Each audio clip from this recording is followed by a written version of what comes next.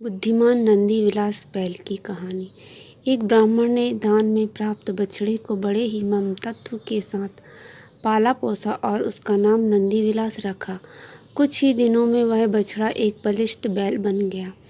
नंदी विलास बलिष्ठ ही नहीं, एक बुद्धिमान और स्वामी भक्त बैल था। उसने एक दिन ब्राह्मण के प्रति कृतज्ञता ज्ञापित करते हुए कहा, हे ब्राह्मण, आपने वर्षों मेरा पालन पोषण किया है। आपने तन मन और धन से मेरा उपकार किया है। मैं आपका ऋणी हूँ। अतः आपके उपकार के बदले में आपके प्रचुर धन लाभ के लिए सहायता करना चाहता हूँ और एक युक्ति सुझाता हूँ। चूँकि मेरे जैसे बलिष्ठ बैल इस संसार में अयंत्र कहीं नहीं, इसलिए हाट जाकर आप 1000 स्वर्ण मुद्राओं की सट्टा लगाएं कि आप बैल 100 बड़ी बड़ी गाड़ियों का बोझा इकट्ठे खींच सकता है। ब्राह्मण को वह युक्ति पसंद आई और बड़े साहूकार के साथ उसने बाजी लगा ली। पूरी तैयारी के साथ जैसे ही नंदी विलास ने 100 भारी गाड़ियों को खींचने की कोशिश की, ब्राह्मण ने तभी नंदी विलास को गाली देते हुए कहा, दुष्ट, खींच खींच इन गाड़ियों को फटाफट। नंदी को ब्राह्मण की भाषा पसंद नहीं आई। वह रुष्ट होकर वहीं जमीन पर बैठ गया।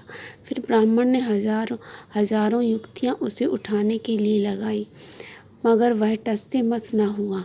साहूकार ने ब्राह्मण का अच्छा मजाक बनाया और उसे उसकी 1000 स्वर्ण मुद्रा भी ले ली।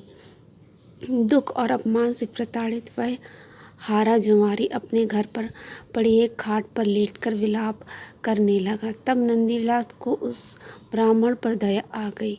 वह उसके पास गया और पूछा, हे ब्राह्मण, क्या मैंने आपके घर पर कभी भी किसी चीज़ का कोई भी नुकसान कराया है या कोई दुष्टता या धृष्टता की है? ब्राह्मण ने जब नहीं में सिर हिलाया तो उसने पूछा, क्यों आपने मुझे सभी के सामने भरे बाजार में दुष्ट कहकर पुकारा था?